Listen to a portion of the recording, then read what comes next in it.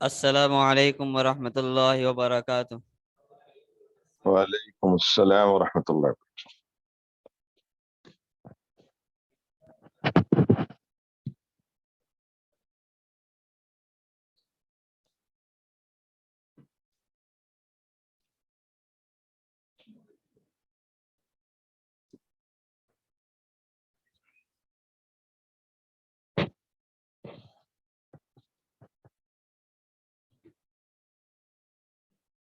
بسم الله الرحمن الرحيم. وبسند المتصل منا إلى الإمام الحمام الحافظ الحجة أمير المؤمنين في الحديث محمد بن إسماعيل بن إبراهيم بن المغيرة بن بردزبة الجعفي البخاري، نفعنا الله بعلومه وفيوضه آمين يا رب العالمين. حدثنا يحيى بن بكير قال حدثنا الليث عن يونس عن ابن شهاب عن أنس بن مالك قال كان أبو ذر يحدث أن رسول الله صلى الله عليه وسلم قال فرج عن سقف بيتي وأنا بمكة فنزل جبريل ففرج صدري ثم غسله بماء زمزم فنزل جبريل ففرج صدري ثم غسله بماء زمزم علیہ السلام نہیں ہے، فنزل جبريل عليه السلام ففرج نہیں، علیہ السلام نہیں تھا،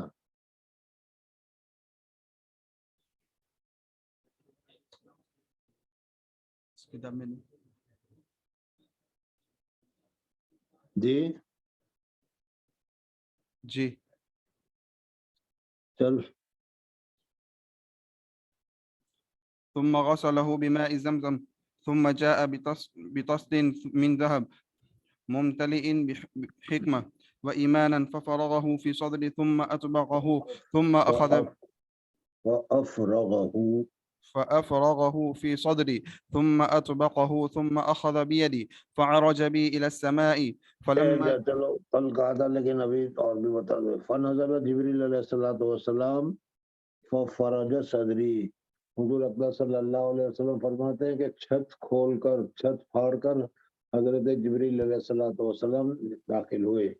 اس سے پہلے بھی حضرت جبریل علیہ الصلوۃ والسلام کی تشریف آوری ثابت ہے، ہوتی رہتی تھی، اس لیے کہ اگر یہ جو معراج کا موقع ہے یا اسراء کا جو موقع ہے، اگر سن بعثت کے 10ویں سال کے بعد یعنی حضرت خدیجۃ الکبریٰ رضی اللہ تعالیٰ عنہ کے انتقال کے بعد ہوا ہے تو حضور اکبر صلی اللہ علیہ وسلم 10 سال تک تو آتے رہے، لیکن کسی وقت چھت پھاڑ کر نہیں آئے، اور اس وقت چھت پھاڑ کر آئے. اس میں کیا حکمت تھی؟ گزشتہ کل میں نے بتایا تھا کہ اشارہ تھا اس بات کی طرف کہ آج جو واقعات ہو رہے ہیں وہ سب خرق عادت کے طور پر، معجزہ کے طور پر ہو رہے ہیں اور عام متن دستور کے خلاف ہو رہا ہے.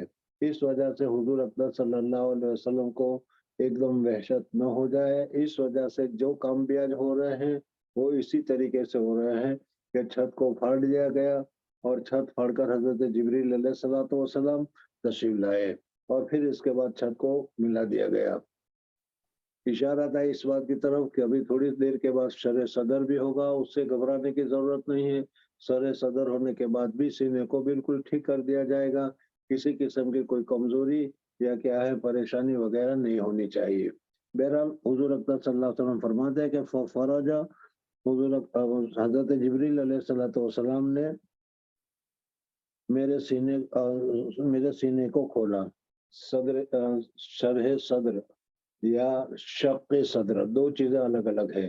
قرآن پاک میں اللہ تبارک و تعالیٰ نے فرمایا کہ الم نشرح لک صدرک، اس میں شرح صدر کا تذکرہ ہے، اور شرح صدر کا معنی یہ ہے کہ سینے میں وسعت پیدا کر دینا اور بہت سارے مضامین اور بہت ساری چیزوں کو سینے میں ڈال دینا کہ جس کی وجہ سے علم کا دریا گویا کہ کیا سینے میں جمع ہو جائے، کھول دینا جس کی وجہ سے کسی قسم کی گھبراہٹ، الجھن، پریشانی، مصیبت یا کسی قسم کی کوئی کیا ہے سینہ میں تنگی وغیرہ محسوس نہ ہو.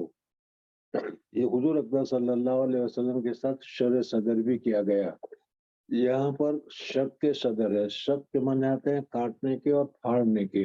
حضور اکبر صلی اللہ علیہ وسلم کے سینے مبارک کو چند مرتبہ پھاڑا گیا اور اس میں سے دل نکالا گیا اور صاف کیا گیا. کتنی مرتبہ ہوا ہے اس کے متعلق میں نے بتایا کہ 4 مرتبہ حضور اقدس صلی اللہ علیہ وسلم کے سینے مبارک کو پھاڑ کر قلب کو دھویا گیا اور صاف کیا گیا، اور بعض روایتوں کے اعتبار سے معلوم ہوتا ہے کہ حضور اقدس صلی اللہ علیہ وسلم کو 5 مرتبہ صدر شق صدر ہوا ہے۔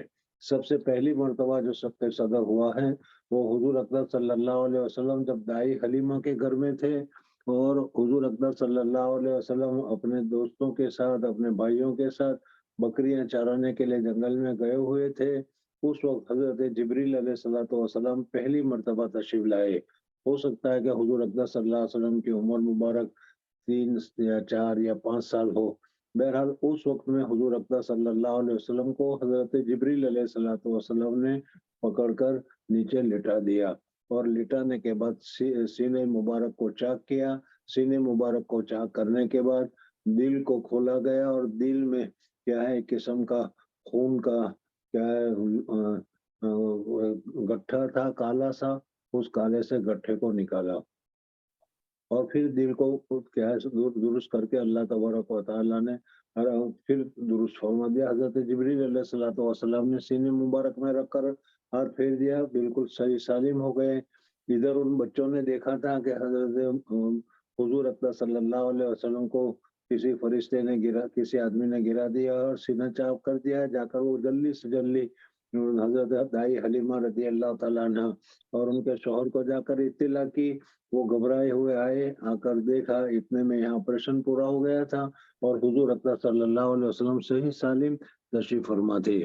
بہرحال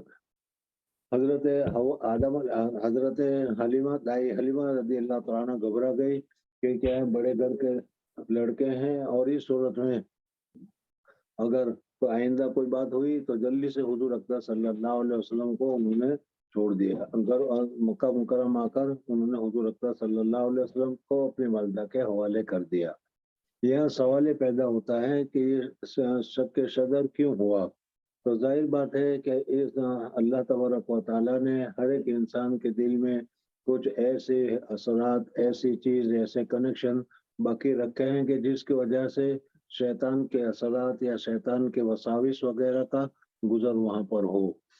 حضور اکرم صلی اللہ علیہ وسلم کو اور انبیاء کرام رضوان اللہ تعالیٰ علیہ مجمعین کو اللہ تبارک و تعالیٰ نے شیطان کے اثرات سے پاک رکھا ہے۔ اس وجہ سے ذرا سی ایسی بات بھی جو اس قسم کے دل میں ہو وہ ختم کر دی جائے، اور تمام قسم کے اثرات سے نبی پاک ہو، تاکہ کسی قسم کا کوئی اشتباہ یا شک اور شبہ وغیرہ پیدا نہ ہو۔ اس وجہ سے اس کو نکال دیا گیا۔ پھر اس کے بعد دوسرا سوال یہ ہوتا ہے کہ اللہ تبارک و تعالیٰ نے حضور اکرم صلی اللہ علیہ وسلم کو پیدا کیا، تو پیدائش کے وقت ہی سے اس کو نکال دیا گیا ہوتا تو اس طریقے سے کیا شک صدر وغیرہ کی ضرورت پیش نہیں آتی۔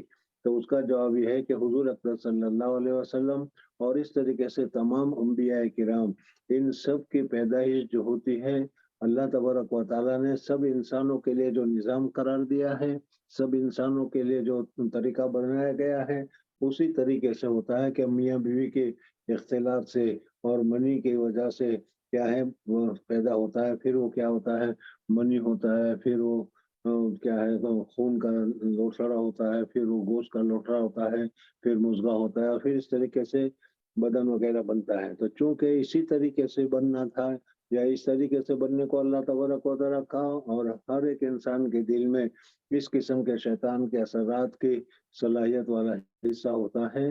اس وجہ سے حضور اکرم صلی اللہ علیہ وسلم کے زمانے میں بھی تھا، حضور صلی اللہ علیہ وسلم کے قلب مبارک میں بھی تھا۔ اس وجہ سے اللہ تبارک و تعالیٰ نے اس کو دور کر دیا۔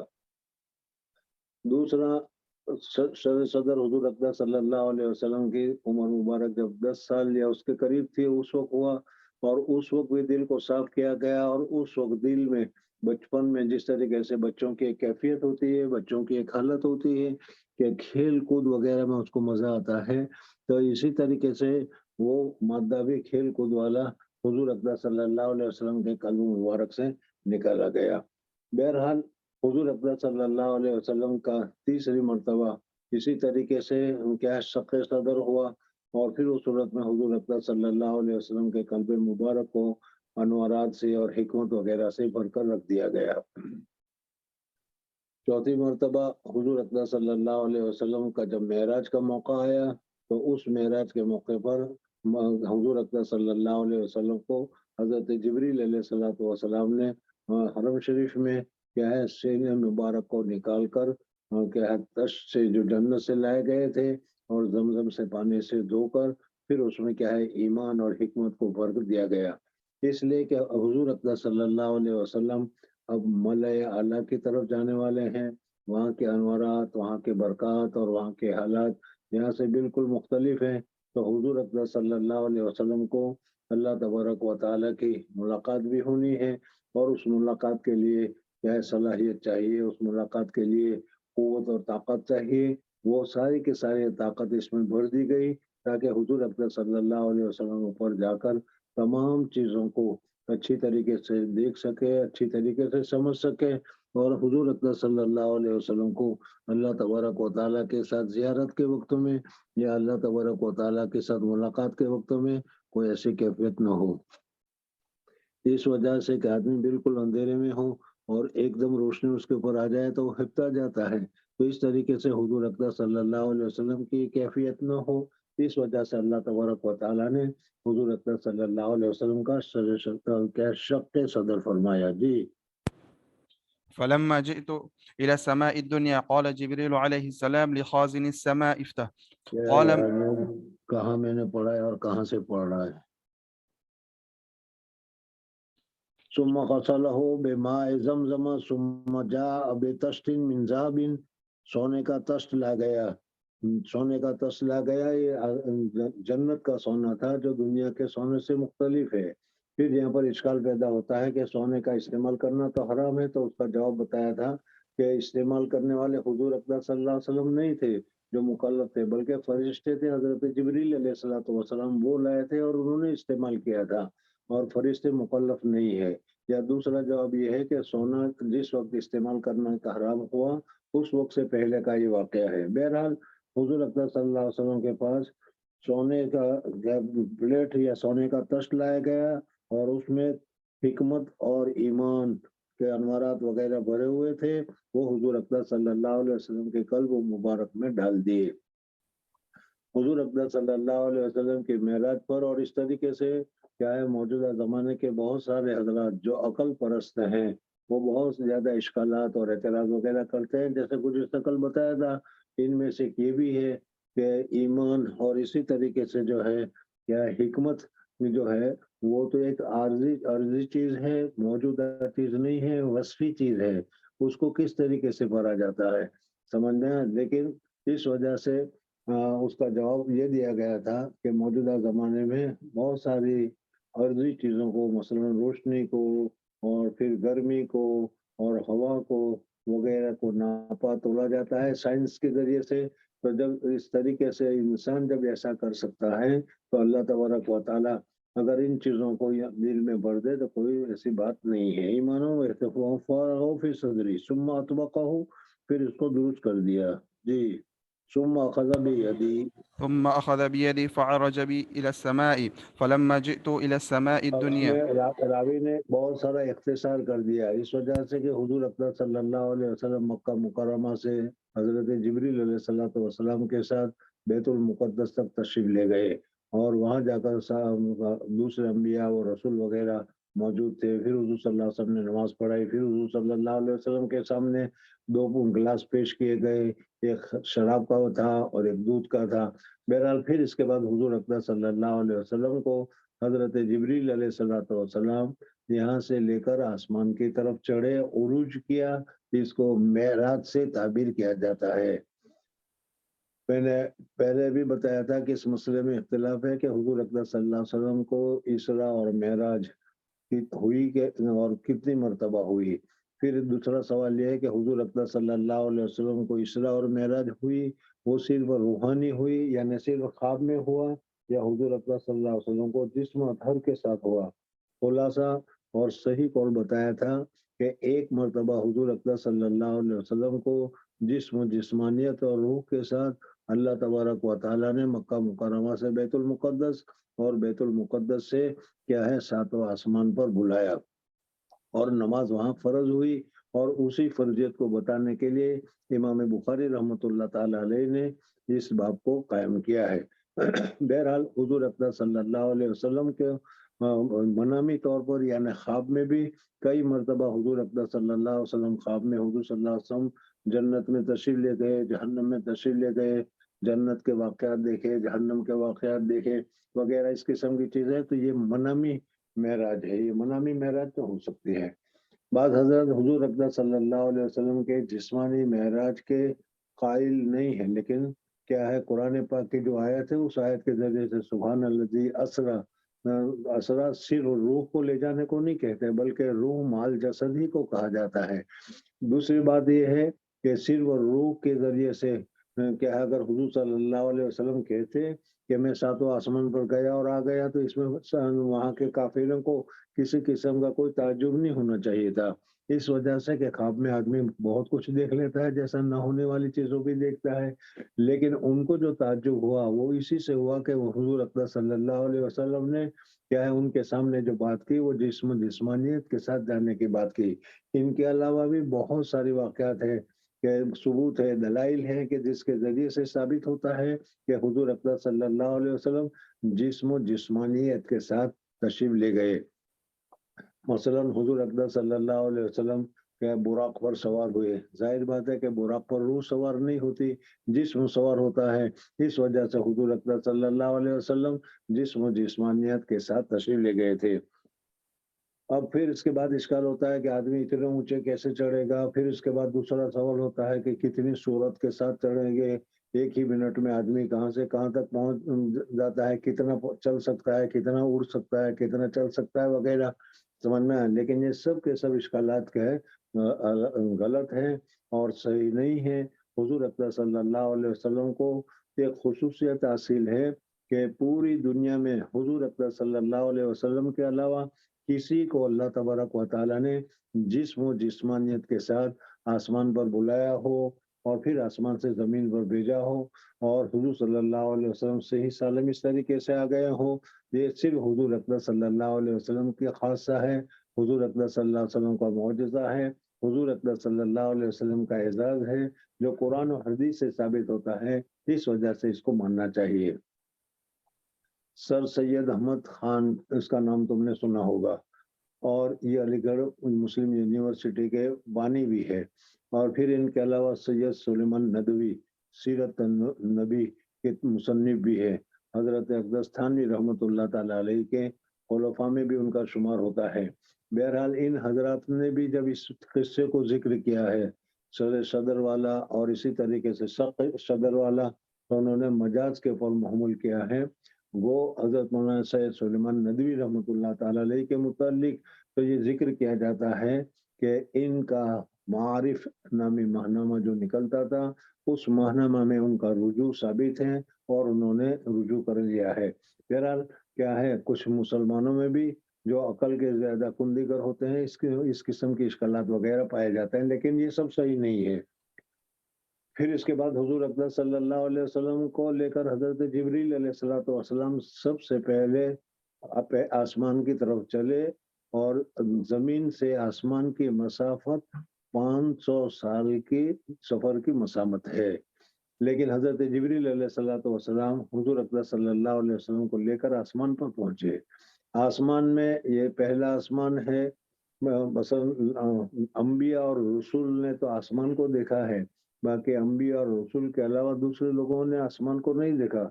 हम लोग जो ये देखते हैं ये या तो कहते हैं कि हमारी नज़र की तहदीद है, यानी यहाँ तक हमारी नज़र दिखती है और फिर उससे आगे नहीं दिखती, आसमान उससे भी ज्यादा आगे है। बहरहाल हुजूर अक़दस सल्लल्लाहु अलैहि वसल्लम को लेकर हज़रत जिब्रील अलैहिस्सलातु वस्सलाम पहले आसमान पर पहुंचे।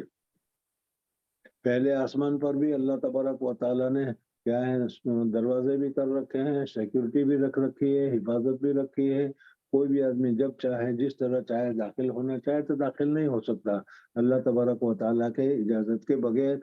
हुजूर हज़रत जिब्रील अलैहिस्सलातु वस्सलाम ने सबसे पहले क्या है वहाँ का जो दारोगा था उससे दरवाजा खटखटा कर इजाजत तलब की। उसने पूछा कौन है, कहा जिब्रील। तुम्हारे साथ कौन है, कि मोहम्मद। क्या हुजूर सल्लल्लाहु अलैहि वसल्लम को बुलाया गया है इसलिए लेकर आए हो, कहा कि हाँ। बहरहाल ये सारी तहकीक और तफसील के बाद उन्होंने दरवाजा खोला और हुजूर अकबर सल्लल्लाहु अलैहि वसल्लम नीचे से ऊपर तक, ये भी 500 साल की मसाफत है। और फिर इसके बाद ऊपर पहुंचे तो ये पहला आसमान था, और पहले आसमान पर हजरत आदम अलैहिस्सलातु वस्सलाम को हुजूर अकबर सल्लल्लाहु अलैहि वसल्लम ने देखा। आगे भी आएगा, और मैं अभी भी बता रहा हूँ कि रिवायत जो मुख्तलिफ आ रही है, उस मुख्तलिफ में कभी किसी आसमान पर किसी नबी को, कभी किसी आसमान पर किसी नबी वगैरह को जिक्र किया जाता है। तो इन सब की तत्बीक दो तरीके से मुमकिन है। एक तो ये कि हो सकता है कि रावी को रिवायत करने में सहव हो गया और इस वजह से कह दिया, या दूसरा ये है कि हो सकता है कि उनका मकाम क्या है, पांचवें चौथे आसमान पर हो, पांचवें आसमान पर हो। और जैसे हमारे यहाँ कोई मेहमान आता है तो फिर उस मेहमान के साथ जो चंद आदमी जो होते हैं वो आगे साथ में चले जाते हैं। इस तरीके से ये अंबिया भी आगे चले गए हों। बहरहाल इस रिवायत में एक दूसरा इख्तिलाफ भी है कि हजरत आदम अलैहिस्सलाम को तो हर एक रावी पहले आसमान पर ही बता रहे हैं, लेकिन हजरत मूसा अलैहिस्सलाम को पांचवें आसमान पर, छठे आसमान पर, और हजरत इब्राहिम अलैहिस्सलाम को छठे आसमान पर बताते हैं। बाद रिवायत में हजरत मूसा अलैहिस्सलाम को छठे आसमान पर और हजरत इब्राहिम अलैहिस्सलाम को सातवें आसमान पर बताया जाता है। और उसमें यह भी है कि हजरत इब्राहिम अलैहिस्सलाम बैतुल मामूर को टेक लगाकर बैठे हुए थे, और हजरत इब्राहिम अलैहिस्सलाम के सामने छोटे छोटे बच्चे जो नाबालिग होने की हालत में दुनिया में इंतकाल कर जाते हैं, वो वहाँ हजरत इब्राहिम अलैहिस्सलाम के पास सातवें आसमान पर पहुंचते हैं, तो वो बच्चे वहाँ पर मौजूद थे। अगर ये रिवायत मान ली जाए तो फिर उस सूरत में बैतुल मामूर जो है वो छठे आसमान पर नहीं है, बल्कि वो तो सातवें आसमान पर है। तो फिर उसकी तवजीह ये है कि हजरत इब्राहिम अलैहिस्सलाम इस्तिकबाल के लिए छठे आसमान पर आए थे, फिर हुजूर सल्लल्लाहु अलैहि वसल्लम के साथ सातवें आसमान पर गए, या हुजूर सल्लल्लाहु अलैहि वसल्लम छठे आसमान पर हजरत इब्राहिम अलैहिस्सलाम से मिले, और फिर हजरत इब्राहिम अलैहिस्सलाम साथ में सातवें आसमान तक गए। बहरहाल आला नाम मई मोहम्मद। قال نعم معي محمد صلى الله عليه وسلم فقال أرسل إليه قال نعم فلما नहीं है, أرسل إليه देख के पढ़ा करो ना, क्या करते हो जी। أرسل إليه قال نعم فلما فتح علونا السماء الدنيا فإذا رجل जब वो दरवाजा खोला गया तो उस दरवाजे के जरिए से हम आसमान पर चढ़े जी। فإذا رجل قاعد على يمينه أسودة وعلى يساره أسودة हजरत आदम अलैहिस्सलाम थे, तशरीफ फरमा थे। यहाँ तवजीह की गई कि दाहिनी तरफ जन्नत थी, इस वजह से जन्नत में उन अरवाह को देखा, और बाईं तरफ जहन्नम थी, जहन्नम में काफिरों के अरवाह को वगैरह को देखा। लेकिन सही ये है कि हजरत आदम अलैहिस्सलाम जन्नत में फ्लोर पर पहले आसमान पर मौजूद थे, और दाहिनी तरफ क्या है, हजरत इंसान की वो अरवाह हैं जो अभी दुनिया में नहीं गई है, बाकी हैं, लेकिन वो ईमान वाले होंगे, मोमिनीन होंगे। इस वजह से उनको हजरत आदम अलैहिस्सलाम की दानी तरफ, और क्या है, अल्लाह तबारक व तआला के साथ शिर्क करने वाले जो हैं उनकी हजरत आदम अलैहिस्सलाम की बाईं तरफ उनकी रूहों को बताया गया। यहाँ पर इश्काल ये होता है कि मुसलमान और ईमान वाले की रूह तो आसमान में जाती है, आला इल्लियन में भी जाती है, और मरने के बाद सारी रूहें आला इल्लियन में रहती है। लेकिन काफिरों की तो रूह को आसमान में जाना नसीब ही नहीं होता, फिर वो काफिरों की रूह कैसे हो गई? तो उसका जवाब ये है कि पैदा होने से पहले जो रूहें थी वो जन्नत में थी, अभी तक उन्होंने कुफ्र और शिर्क का इजहार नहीं किया था, इस वजह से वो वहाँ थी। अब वहां से आने के बाद दुनिया में वो रहेंगे, दुनिया में रहकर वो कुफ्र और शिर्क करेंगे, तो फिर उसके बाद उनके रूहें जो है आसमान की तरफ नहीं जाएगी जी। إذا نظر قبل يمينه ضحك وإذا نظر قبل شماله بكى فقال مرحبا بالنبي الصالح والابن الصالح قلت لجبريل انہوں نے عليه الصلاة حضرت آدم علیہ الصلوۃ والسلام کے پاس پہنچے تو حضرت آدم علیہ الصلوۃ والسلام نے پہلے ہی مرحباً کا لفظ کہا، ویلکم، اور کیا ہے استقبال کیا، اور استقبال کرنے کے بعد حضرت آدم علیہ الصلوۃ والسلام نے النبی الصالح کہا، نبی، اور نبی کے ساتھ جو صفت لگائی وہ صالح کی صفت لگائی۔ بہرحال یہ بہت بڑی صفت ہے، بہت ہی اونچی صفت ہے، اس میں بہت سارے معنی اور مطلب چھپے ہوئے ہیں۔ تو حضور اکرم صلی اللہ علیہ وسلم کو حضرت آدم علیہ الصلوۃ والسلام نے نبی الصالح کہا گیا۔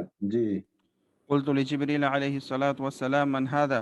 قال هذا کیونکہ آدم حضرت آدم علیہ الصلوۃ والسلام کو حضور اکرم صلی اللہ علیہ وسلم نے دیکھا ہوا نہیں تھا، اس وجہ سے حضرت جبریل سے پوچھا کہ یہ کون ہے، تو اس وقت ان کو بتایا گیا کہ یہ حضرت آدم علیہ الصلوۃ والسلام ہے، اور پھر حضرت آدم علیہ الصلوۃ والسلام کو حضور اکرم صلی اللہ علیہ وسلم نے سلام پیش کیا۔ وهذه أسودة عن يمينه وشماله نسم بنيه فأهل اليمين منهم أهل الجنة والأسودة التي عن شماله أهل النار فإذا نظر عن يمينه ضحك وإذا نظر قبل شماله بقى حتى عرج بي إلى السماء الثانية حتى عرج حتى عرج حتى عرج بي إلى السماء الثانية یہاں تک کہ اب یہاں سے دوسرے آسمان پر چلے۔ جی، دوسرے آسمان پر بھی وہی حالت ہوئی جو پہلے آسمان پر ہوئی تھی، اجازت لینے کے بعد پھر دروازہ کھلوایا گیا، اور دروازہ کھولنے کے بعد حضور اکرم صلی اللہ علیہ وسلم حضرت جبریل علیہ الصلوۃ والسلام کے ساتھ دوسرے آسمان پر پہنچے۔ فقال له خازنها مثل ما قال الأول ففتح قال أنس فذكر أنه وجد في السماوات عدم حضرت آدم انس رضی اللہ تعالیٰ عنہ کی روایت ہے، حضرت انس رضی اللہ تعالیٰ عنہ فرماتے ہیں کہ آسمان پر نبیوں کا اور رسولوں کا ذکر تو ہے، لیکن کیا ہے اس میں ذرا سی کیا ہے تفصیل ہے، کبھی کسی میں کچھ ہے، کبھی کسی میں کچھ ہے، اس وجہ سے متعین طور پر یہ کہنا کہ دوسرے آسمان پر حضرت ادریس ملے، پھر حضرت عیسیٰ ملے، پھر حضرت ہارون ملے، سمجھ میں، تو اس میں یہ جو تفصیل ہے اس میں ذرا سی گڑبڑ ہے۔ جی، وإدريس وموسى وعيسى وإبراهيم صلوات الله عليهم ولم يثبت كيف منازلهم غير أنه ذكر أنه وجد یعنی کیف منازل کون سے آسمان پر رہتا تھا، یہ اس کی تعین صحیح نہیں ہے۔ جی، كيف منازلهم غير أنه ذكر أنه وجد آدم في السماء الدنيا وإبراهيم اتنی بات بالکل صحیح ہے کہ حضرت آدم علیہ، جو بھی راوی روایت کرتا ہے اس میں حضرت آدم علیہ الصلوۃ والسلام کو پہلے آسمان پر ہونے کا تذکرہ فرماتے ہیں، یعنی حضرت آدم علیہ الصلوۃ والسلام پہلے آسمان پر تھے۔ جی، قال أنس رضي الله تعالى عنه فلما مر جبريل بالنبي صلى الله عليه وسلم بإدريس قال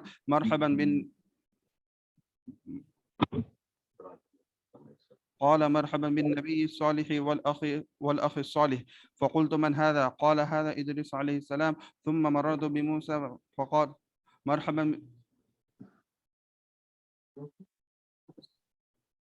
ثم مررت بموسى عليه الصلاة والسلام فقال مرحبا بالنبي الصالح والأخ الصالح قلت من هذا؟ قال هذا موسى ثم مررت بعيسى فقال مرحبا بالنبي الصالح والأخ الصالح قلت من هذا؟ قال هذا عيسى ثم مررت بإبراهيم عليه السلام فقال مرحبا بالنبي الصالح والابن الصالح قلت من هذا؟ قال هذا إبراهيم قال ابن شهاب فأخبرني ابن حزم أن ابن عباس وأنا حبة الأنصاري كان يقولان قال النبي صلى الله عليه وسلم ثم عرج بي حتى ظهرت لمستوى أسمع فيه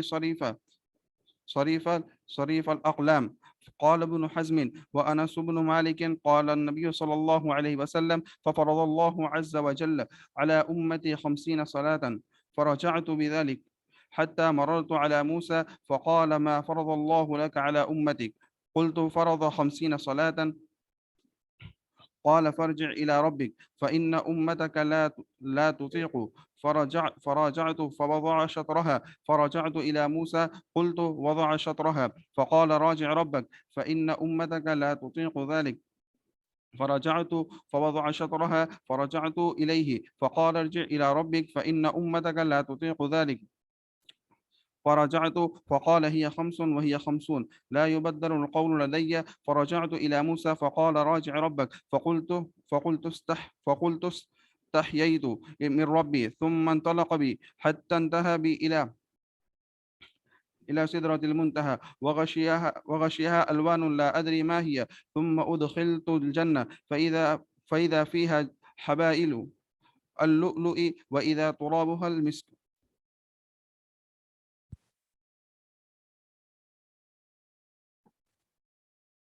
चलो पढ़ते रहो, क्या करना है। मैं तुम्हें हर हर लफ्ज को समझा कर बताना चाह रहा था और तुम आंख बंद करके इबारत शुरू कर दी। पता ही नहीं चलता तुम लोगों को किस तरीके से पढ़ना है या किस तरीके से करना है।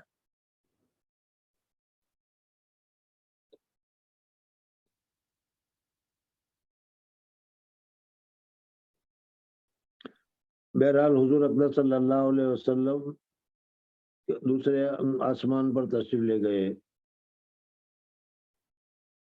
सुम्मा मर्रा जिब्रील अलैहिस्सलाम बेइदरीस क़ाल मरहबन बिन नबी सालेह वल अखी सालेह क़ुल्तु मन हज़ा क़ाल हज़ा इदरीस सुम्मा मररतु बिमूसा क़ाल मरहबन बिन नबी सालेह वल अखी सालेह। हर एक ने दो बातें बताई, मरहबा भी कहा, नबी सालेह कहा और अखु सालेह कहा।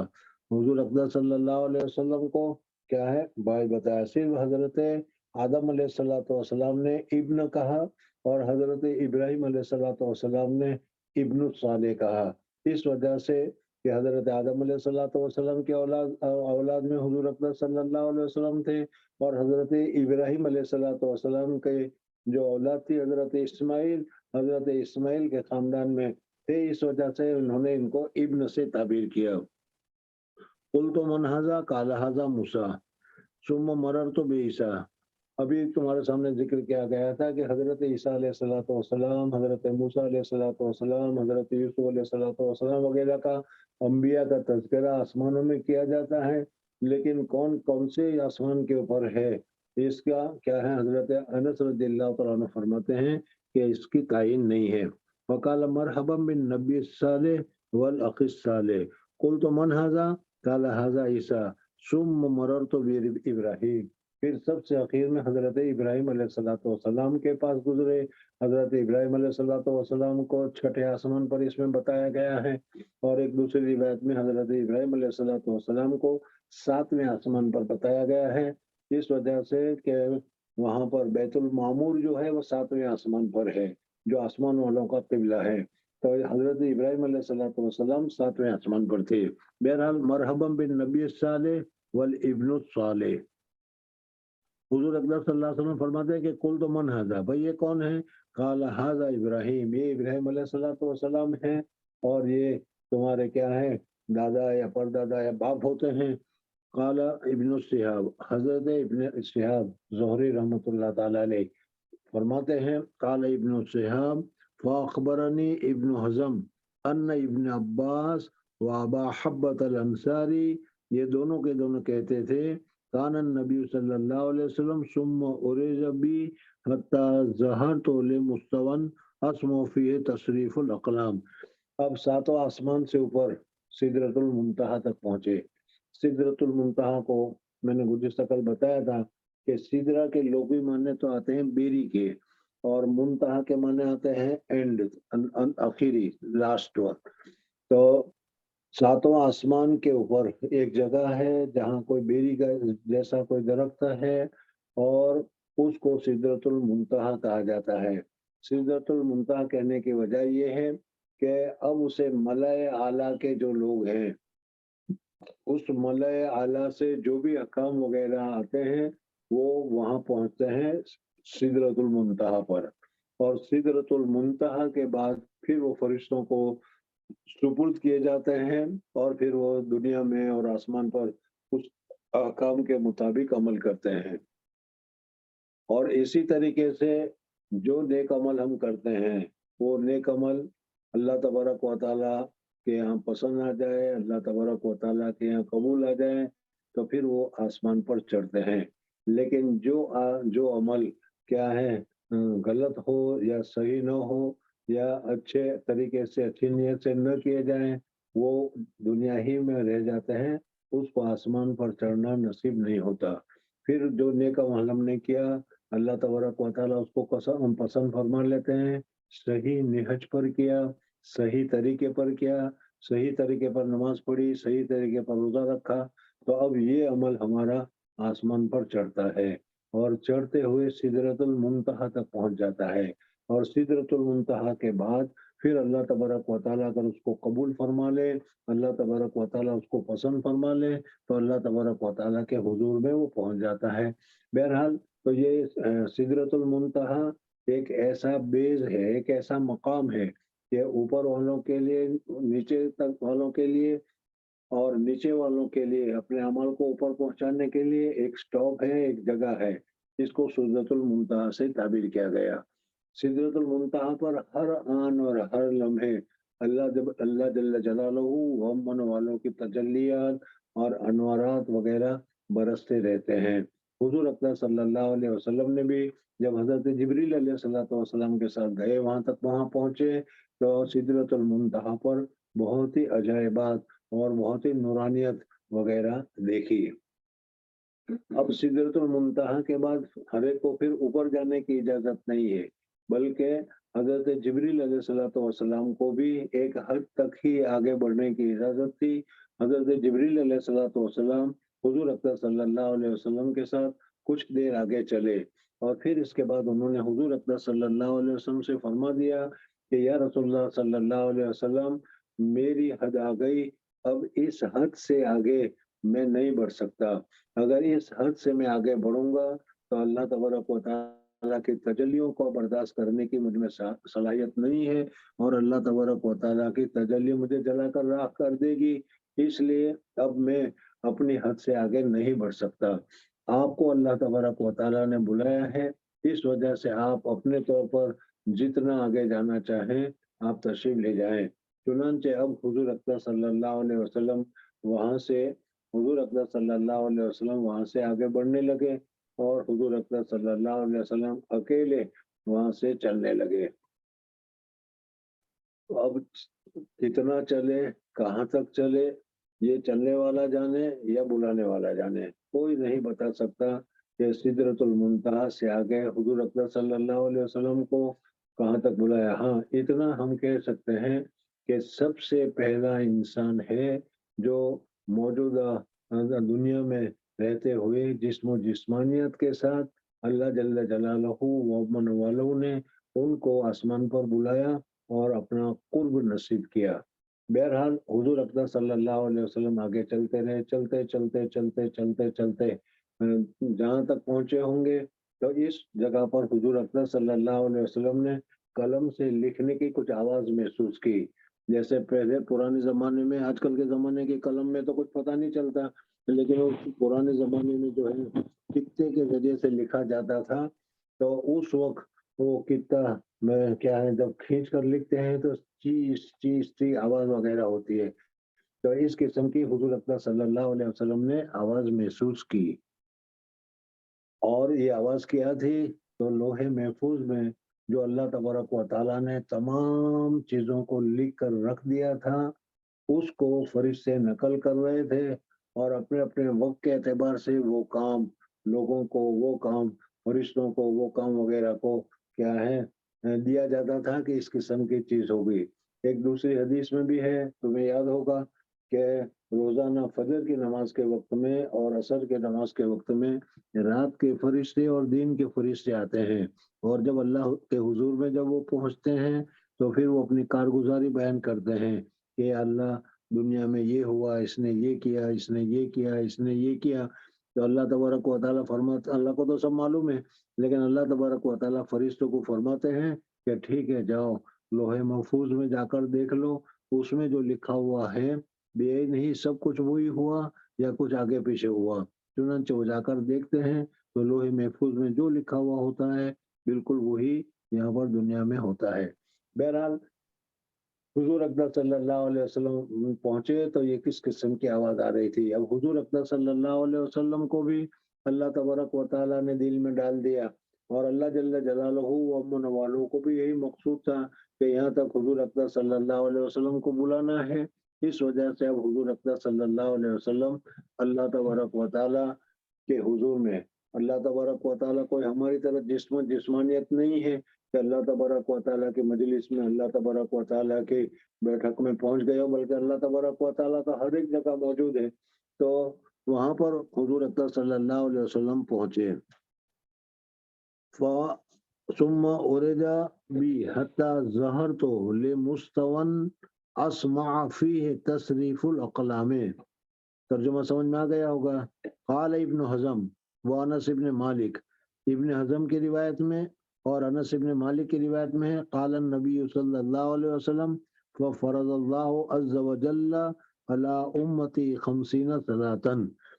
ये तफसीर मैंने तुम्हारे सामने कल जिक्र की थी कि हुजूर अकरम सल्लल्लाहु अलैहि वसल्लम वहां तक पहुंचे, और वहां तक पहुंचने के बाद सबसे पहले हुजूर अकरम सल्लल्लाहु अलैहि वसल्लम ने इज़्ज़ो नियाज पेश किया, अल्लाह तबारक व तआला के हुजूर में अपने हदाया पेश किए।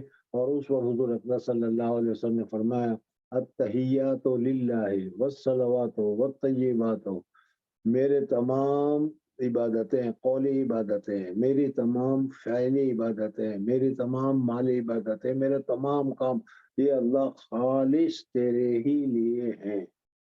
यहाँ पर ये बात याद रखो कि हम नमाजें भी पढ़ते हैं, रोज़े भी रखते हैं, लेकिन दूसरे काम भी करते हैं और अल्लाह ही के लिए करते हैं, लेकिन कितना इसमें खुलूस होता है वो एक सवाल है।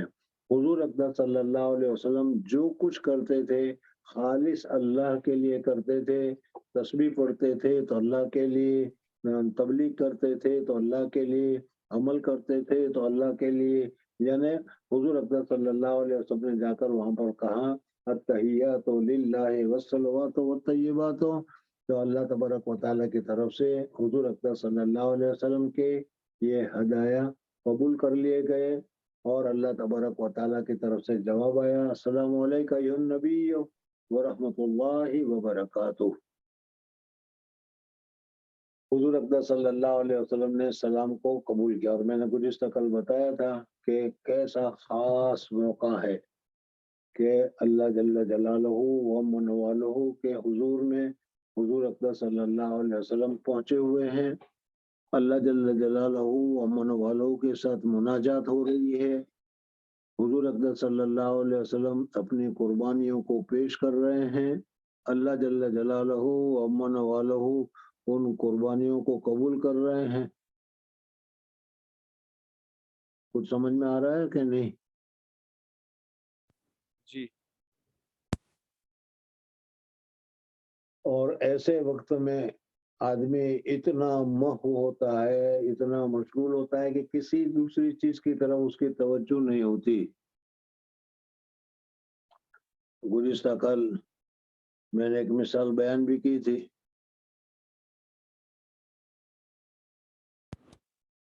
जी। अच्छा, याद आ गई? नहीं याद आ गई तो जाने दो फिर। आज दूसरी मिसाल बयान करता हूँ। एक आदमी था, उसने बुजुर्ग को कहा कि हुजूर खास वक्त में जब अल्लाह जल्ल जलालहू व मनवालहू के हुजूर में आप हो और दुआ करें तो उस वक्त में मुझे भी याद कर लेना। अभी तो कहते हैं ना, खुसूसी दुआ में याद रखना। तो उस बुजुर्ग ने कहा कि ऐसे वक्त में जब तुम्हारी याद आए तो फिर वो खुसूसी वक्त रहेगा कहाँ पर?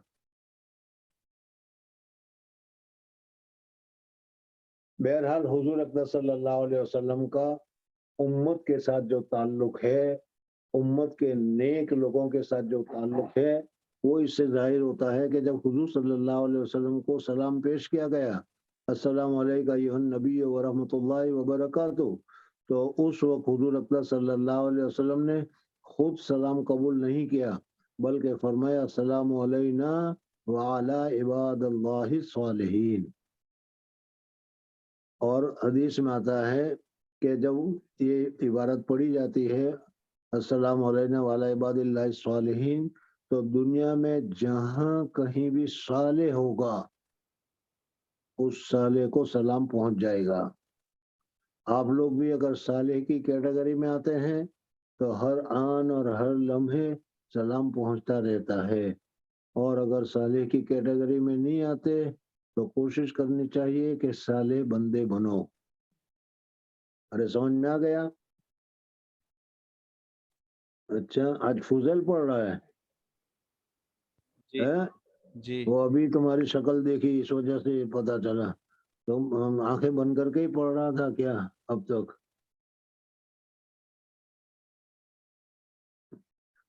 جو کیمرے میں آتے ہیں وہ پڑھنے والے کی شکل نہیں آتی، ابھی آئی۔ یہ جو بیٹھا ہوا ہے اس جگہ پر اگر ہو تو سمجھ میں آتی، اس کو ادھر ہٹاؤ اور تم عبارت پڑھنے والوں کو اس کی جگہ پر، کل سے ابھی نہیں۔ خیر بہرحال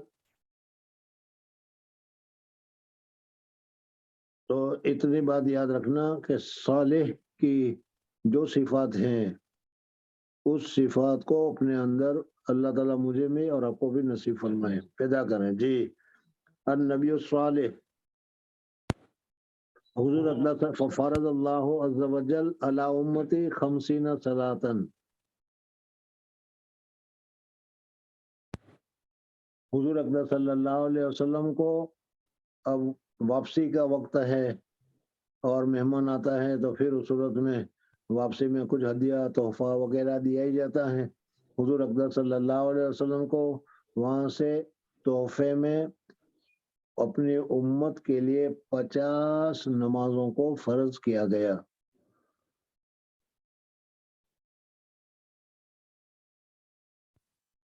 حضرت شیخ نور اللہ مرکزوں نے ایک واقعہ سنایا تھا کہ کوئی نواب صاحب آئے تھے دیوبند میں، سمجھ میں آیا؟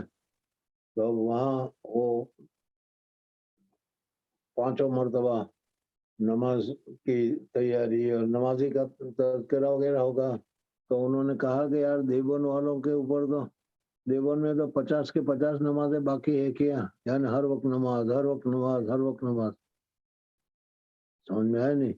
بہرحال 50 نمازیں حضور اقدس صلی اللہ علیہ وسلم کو ملی۔ حضور اقدس صلی اللہ علیہ وسلم بہت زیادہ محظوظ ہوئے، بہت زیادہ خوش ہوئے، اور بہت ہی خوشی کے ساتھ حضور اقدس صلی اللہ علیہ وسلم اس 50 نمازوں کا ہدیہ لے کر چلنے لگے۔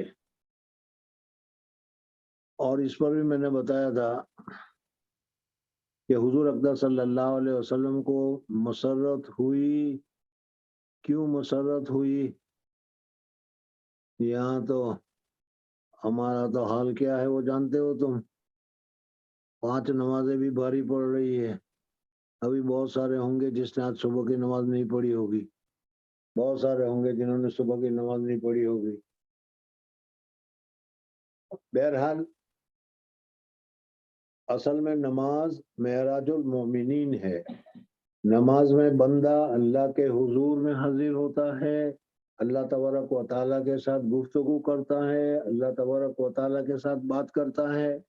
حدیث پاک میں بھی آتا ہے کہ جب بندہ نماز میں کھڑا ہوتا ہے اور کھڑا ہونے کے بعد کہتا ہے الحمدللہ رب العالمین، تو اللہ تبارک و تعالیٰ کہتا ہے حمدنی ربی، میرے حمدنی عبدی، میرے عبد نے، میرے بندے نے میری تعریف کی۔ سمجھ میں آ گیا؟ تو سورہ فاتحہ کے متعلق حدیث میں آتا ہے، اس میں تفصیلات آئی ہوگی، یاد رکھ لینا۔ تو گویا کہ انسان ہم کلام ہوتا ہے اللہ تبارک و تعالیٰ سے، اللہ تبارک و تعالیٰ کے حضور میں آتا ہے، اللہ تبارک و تعالیٰ کے مجلس میں، اللہ تبارک و تعالیٰ کے دربار میں حاضری ہوتی ہے۔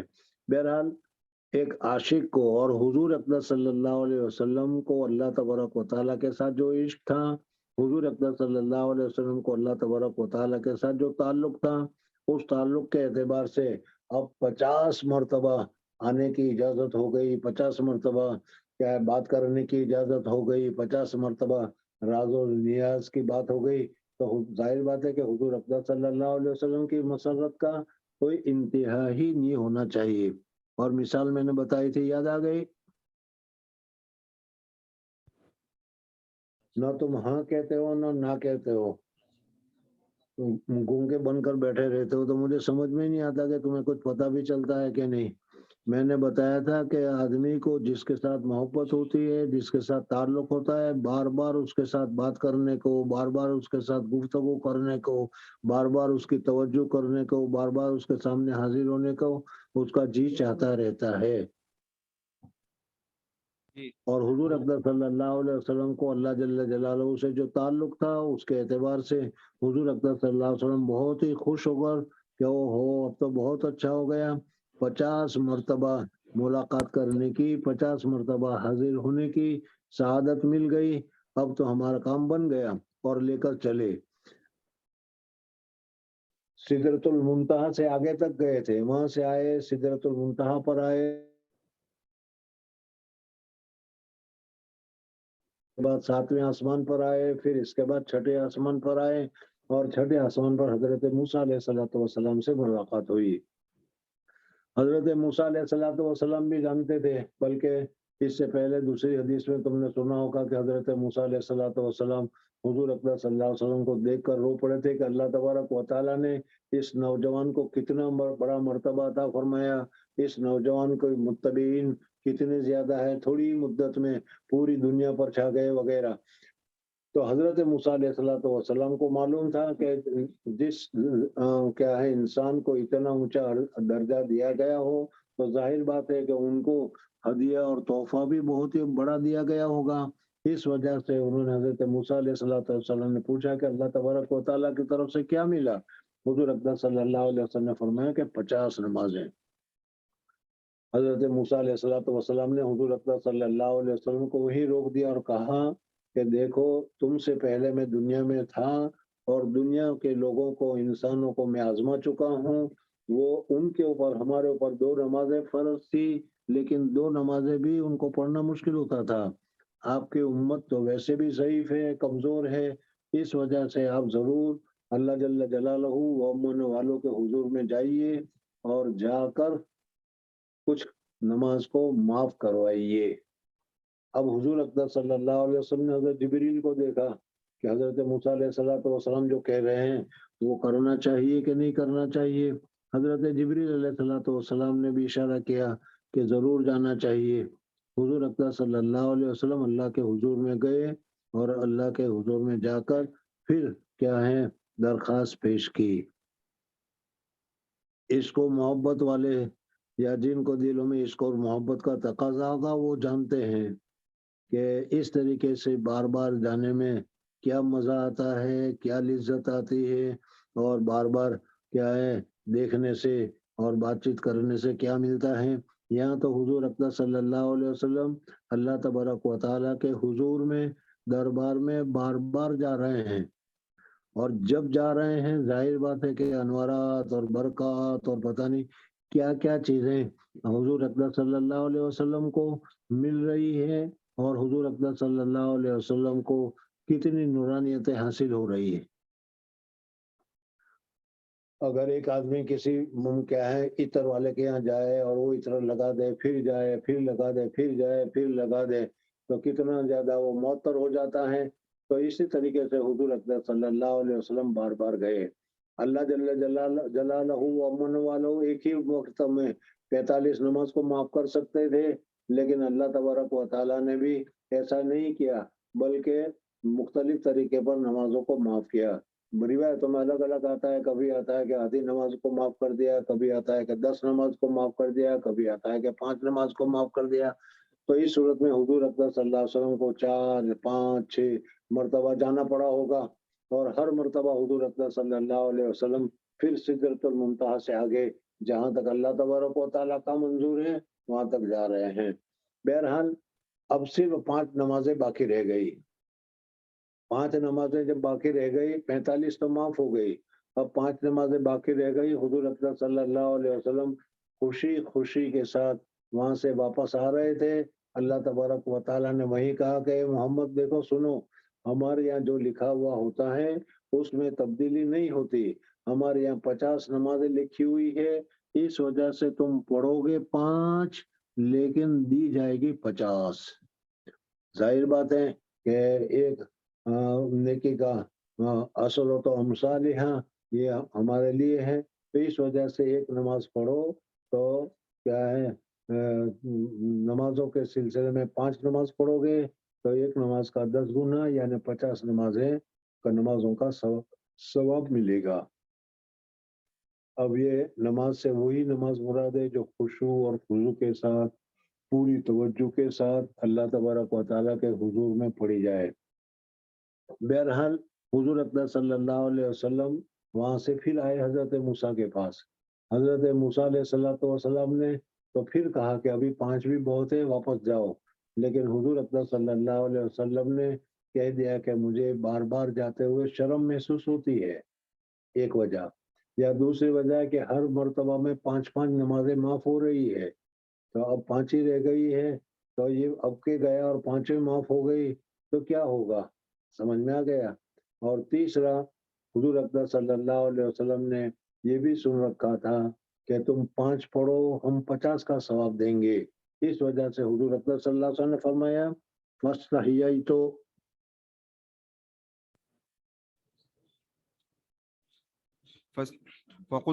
فقلت استحييت من ربي ثم انطلق بي حتى انتهى بها بي إلى سدرة المنتهى وغشيها ألوان۔ وہاں سے 5 نمازوں کو لے کر حضور اکرم صلی اللہ علیہ وسلم واپس آئے اور سدرۃ المنتہا پر پہنچے۔ حضرت جبریل علیہ السلام کا قیام بھی وہیں پر تھا، وہاں حضرت جبریل علیہ السلام سے بھی ملاقات ہو گئی۔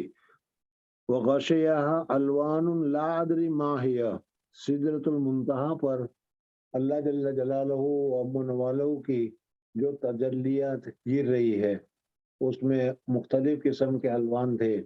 تصوف والے حضرات جانتے ہیں کہ اللہ تبارک و تعالیٰ کا جب آدمی ذکر کرتا ہے اور پھر کیا ہے اللہ تبارک و تعالیٰ کی توجہ اور اللہ تبارک و تعالیٰ کی کیا ہے فیضان اس کے اوپر ہوتا ہے، کبھی کوئی کلر کبھی کوئی کلر وغیرہ، کلر اس میں دکھائی دیتا ہے، محسوس ہوتا ہے اپنے دل کے اوپر کہ کوئی گرین سبز وغیرہ، یہ سب اللہ تبارک و تعالیٰ کے تجلیات ہوتی ہے۔ بہرحال سدرۃ المنتہا پر مختلف قسم کے الوانات اور مختلف قسم کی چیزیں اس پر نازل ہو رہی تھی۔ ما ہی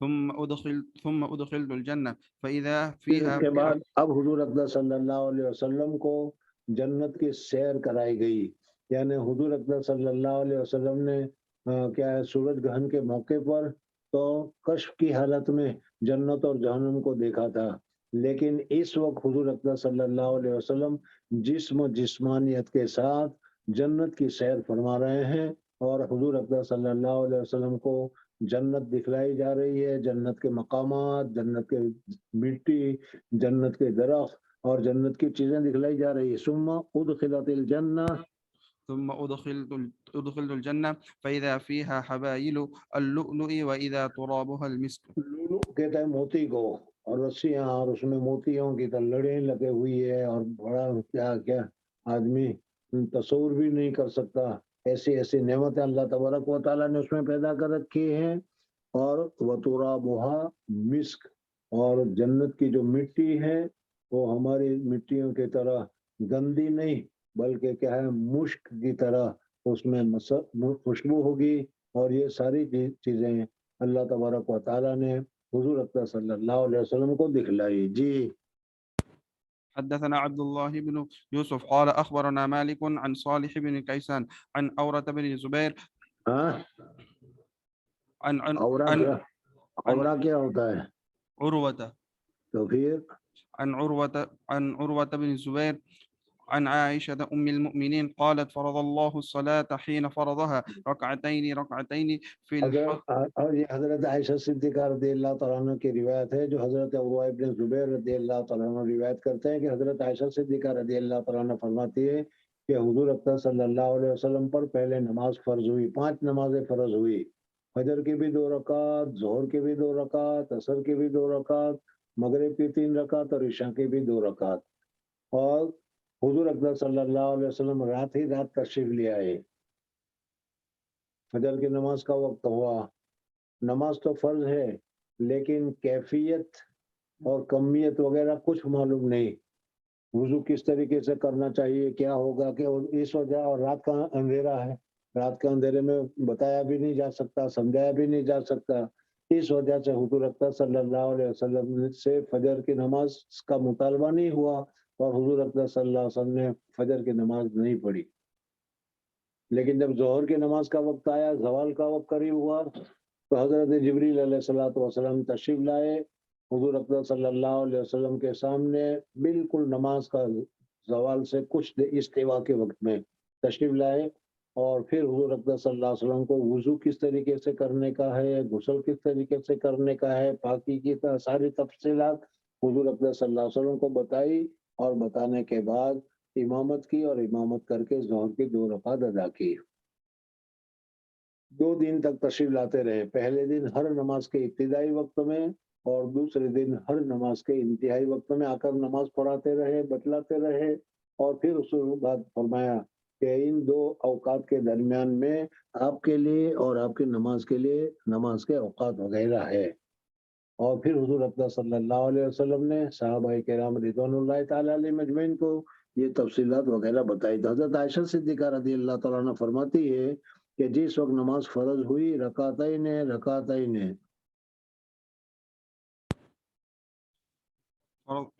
في حض- في في الحضر والسفر فأقرت यानी صلاة हजर السفر में भी और सफर में भी 2 ही रकातें पढ़नी थी। लेकिन फिर अल्लाह तबारक व तआला ने हजर में और सफर में नमाज में फर्क कर दिया। फजर की तो 2 ही रकात बाकी रखी, लेकिन जोहर की 2 की जगह पर 4 कर दी, असर की 2 की जगह पर 4 कर दी, ईशा की 2 की जगह पर 4 कर दी। जी। وزيد في صلاة الحضر باب وجوب सलातो सफर, सफर की हालत में तो जो असल नमाज फर्ज थी 2 रकात वही रखी गई और हजर में चूंकि सहूलत होती है, इत्मीनान होता है, इस वजह से 2 की जगह पर 4 कर दी गई। जी। باب وجوب الصلاة في الثياب وقول الله عز وجل मुसन्निफ خذوا रहमतुल्लाह ताला अलैह ने अभी जो तुम्हारे सामने हदीस गुजरी, उस हदीस में कैफ फरीज़त सलात, नमाज की फर्जियत कैसे हुई, कब हुई, उस तफसील को मैंने तुम्हारे सामने जिक्र किया गया। और ये भी कल बताया था कि ये मेराज कब वाक़ हुई। तो इस सिलसिले में अहादीस में मुख्तलिफ औकात बयान किए जाते हैं।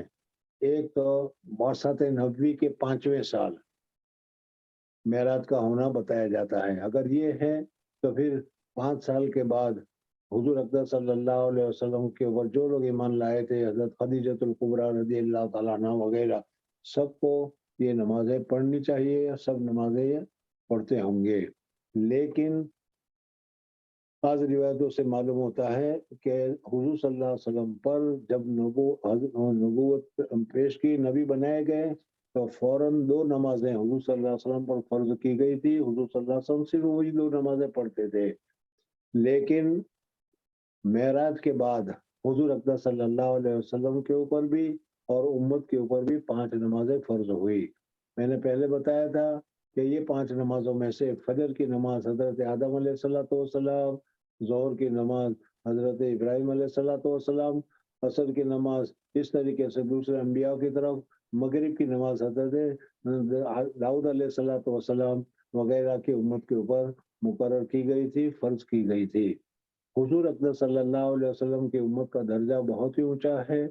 इस वजह से तमाम अंबियाओं की नमाजें ये भी इस उम्मत को दी गई। फजर भी तुम्हें पढ़नी होगी, जोहर भी तुम्हें पढ़नी होगी, असर भी तुम्हें पढ़नी होगी, मगरिब भी तुम्हें पढ़नी होगी। और एक नमाज ईशा की है जो खुसूसियत है उम्मत मोहम्मदिया की। किसी उम्मत को ईशा की नमाज पढ़ने के मुतालिक हुक्म नहीं दिया गया था, लेकिन चूंकि ये उम्मत मखसूस है, हुजूर अकरम सल्लल्लाहु अलैहि वसल्लम की उम्मत है, इस वजह से उनके ऊपर ईशा की नमाज भी मुकर्रर की गई। अब यहाँ से मुसन्निफ रहमतुल्लाह ताला अलैह फर्जियत सलात को जिक्र करने के बाद अब नमाज के जो शुरूत है, नमाज के जो अरकान है, उसको तुम्हारे सामने जिक्र करते हैं कि नमाज पढ़ने से पहले वुजू करना, सतर को छुपाना और किबले की तरफ मुंह करना, नमाज का वक्त होना वगैरह, इन तमाम मसाइल को तुम्हारे सामने आगे जिक्र करेंगे। तो सबसे पहला है कपड़े।